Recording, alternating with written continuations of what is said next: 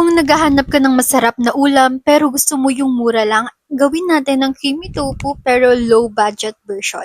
Siyempre, kailangan natin ng tokwa. Ganyan lang yung ginamit ko, pero madami na siya kasi ikakat mo naman siya sa maliliit. Ikaw na bahala kung gaano kalaki. Sa butter naman natin, naglagay lang ako ng harina and yung seasoning.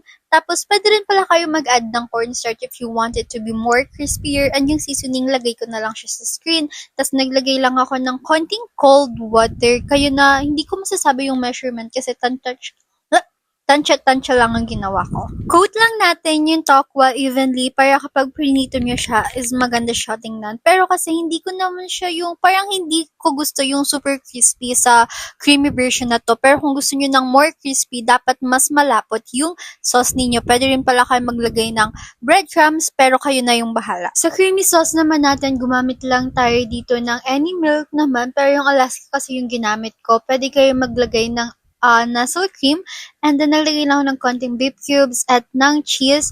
Tapos yung mga seasoning na yan, may mga seasoning kasi na optional, so bahala na kayo kung ano gusto nyo ilagay. Pero ayan lang yung blueprint. Wow, blueprint! Pero wag kayong kabahan na parang, ay, ang dami ng sauce kasi lalapot yan, pakuluin nyo lang, and voila!